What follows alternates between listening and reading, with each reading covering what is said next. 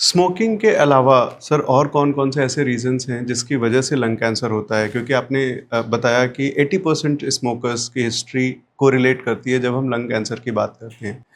Apart from smoking और क्या-क्या ऐसे फैक्टर्स हैं जो कंट्रीब्यूट करते हैं लंग कैंसर की प्रोबेबली जेनेसिस के लिए? लंग कैंसर का पहला तो स्मोकिंग के साथ है, वो तो है। और लेकिन जो सबसे दूसरे रीजंस जो आ रहे हैं वो आ रहे हैं कि पहला है पोल्यूशन। ओके, आजकल हर किसी को AQI के बारे में पता रहता है। अर्बन मतलब जो शहर में रहने वाले हैं, गांव में रहने वाले हैं, हमारे इधर पोल्यूशन का अलग अलग लेवल है चेक करने का।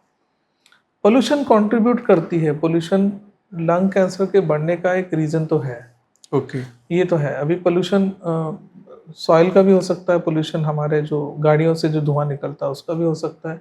बट पोल्यूशन है, बट इतनी स्टडीज़ नहीं आई हैं जिसने टोटल बोला है कि ये लंग कैंसर उससे बढ़ता है। पोल्यूशन एक बहुत बड़ा कॉज है। दूसरा है, हम लोग बोलते हैं जेनेटिक प्रीडिस्पोजिशन, मतलब सब लोगों को जैसे किसी ने एक सिगरेट पी ओके, और उसको रोज की एक सिगरेट पी रहा है, कोई 10 सिगरेट पी रहे हैं, तो क्या ज़्यादा पीने या कम पीने से उसका शरीर कैंसर सेल में तब्दील हो रहा है? ये आपके शरीर का जेनेटिक्स बताता है। ओके, तो जेनेटिक्स का इसमें इम्पोर्टेंस है, क्योंकि कैंसर है क्या, आपके ही शरीर के सेल अब नॉर्मल बनते हैं। यस, तीसरा होता है, हम लोग बोलते हैं आजकल रेडॉन गैस, जिसके बारे में डे बाय डे रिसर्च बाहर देशों में ज़्यादा है, हमारे देश में कम है। ओके, जहाँ जो रेडॉन हमारे नॉर्मल जो मिट्टी होती है, सॉइल होती है, उसमें से निकलता है। उसका चेकिंग कैसे करना है वो भी एक अलग है, लेकिन यस, उसका चेकिंग होता है। और कुछ कुछ सॉइल ऐसी है जहाँ से वो रेडॉन निकलता है। इंडिया में अभी तक इतना रेडॉन का एक्सपोजर के बारे में पता नहीं लगा। इसके अलावा जैसे हम रेडिएशन बोलते हैं, रेडिएशन का मतलब ये नहीं कि आप कोई न्यूक्लियर प्लांट के बाजू में रहोगे, बट रेडिएशन अलग अलग जगह है। आपका एक्सरे है, जो ओके, CT स्कैन है, हम्म, तुम्हारा पेट स्कैन है, इनमें भी रेडिएशन होता है।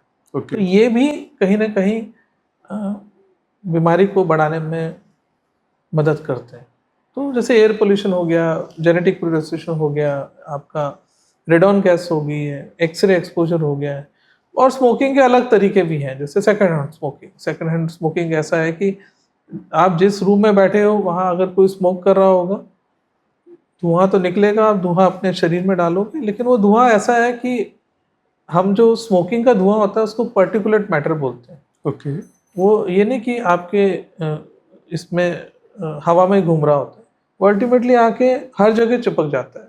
आपके टेबल में चिपक जाता है, आपके सोफा में चिपक जाता है। आप टच करते हो, फिर वही चीज़ आप अपने फेस में लगाते हो, तो वही चीज़ आपके शरीर में भी जाता है। ओके, तो सेकंड हैंड स्मोकिंग, और इसको हम लोग टर्शरी स्मोकिंग बोलते हैं, थर्ड हैंड स्मोकिंग बोलते हैं। ओके, तो ये सारे रीज़न हैं जो स्मोकिंग के अलावा कंट्रीब्यूटिंग फैक्टर हैं, जो बीमारी को आज देखो कि यंग लोगों में बढ़ रहा है, इसी वजह से बढ़ रहा है।